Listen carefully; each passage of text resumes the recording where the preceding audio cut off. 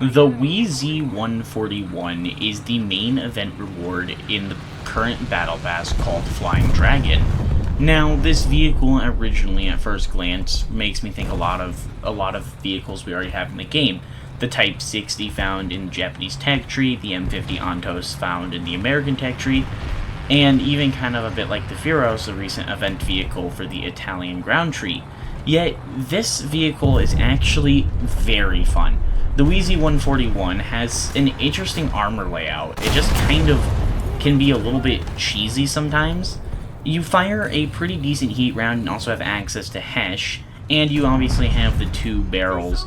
Now, one of the things I want to point out about this vehicle that makes me actually like it a bit more than the Ontos is the stability on board this vehicle. Now, the Z141 remains pretty maneuverable. It's very fast and nimble. Seems to, not want to jump around as much as things like the Ontos or the Type 60. And it just is one of those vehicles that I really would be shocked if players don't come to actually straight up love. Now, I will say, if you guys do not currently have the Battle Pass purchased, you might want to consider purchasing it. Now, I understand it can be definitely a bit of a pain to grind, but the Z141 is absolutely worth it. Now, I do want to say, I do think its grind potential is actually pretty good. Being at 6.7, you can research a good chunk of the Chinese ground tree. You actually are a premium, unlike a lot of other Battle Pass vehicles. Or, I guess actually all the Battle Pass vehicles. I was thinking of event vehicles. But you are actually in a BR where you're going to be able to do a lot of decent things in the Chinese tech tree. A lot of actual grinding. And the Z141 is just a fun, nimble tank. Like I said, I'd really be shocked if players don't come to enjoy it. Now, its actual usage in battle, it's pretty straightforward for most light vehicles, trying to get out on flanks, trying to avoid engaging enemies head-on, but you have the firepower to do it. And another great thing about it is if you mess up your first shot, you do have that ability to take a second shot. You do have to keybind your fire from, I believe it's secondary weaponry for this vehicle, unlike a lot of other ones where you can just fire with the main fire button.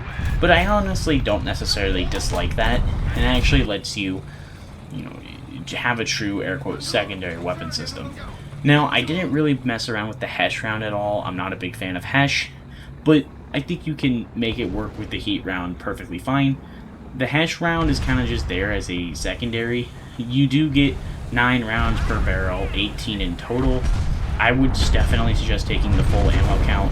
There really isn't a reason to carry less unless you're trying to be, I guess, maybe not as much as a fireball, but you already have next to no armor.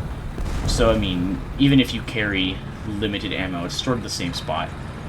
And, like I said already, the armor on this thing can be a little bit interesting. It isn't like things like the M50 and the Type 60.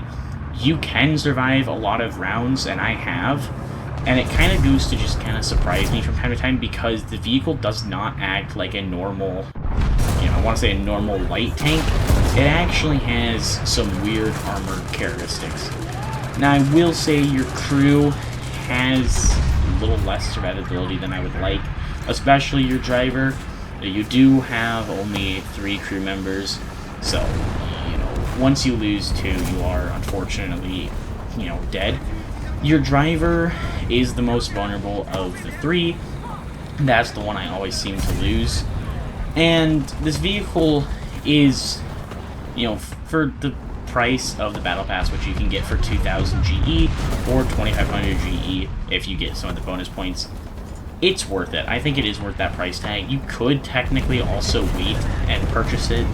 I would not suggest doing that. Some of the Battle Pass vehicles go for absurd amounts of money, and I would grind it. It's worth the grind. It's worth playing out. Anyways, let me know your guys' thoughts down below in the comments on the Z141-1. Do you guys think it's worth it? Do you think it's one of those fun rocket-propelled tanks or rocket-armed tanks that actually is fun to play? Let me know your thoughts down below.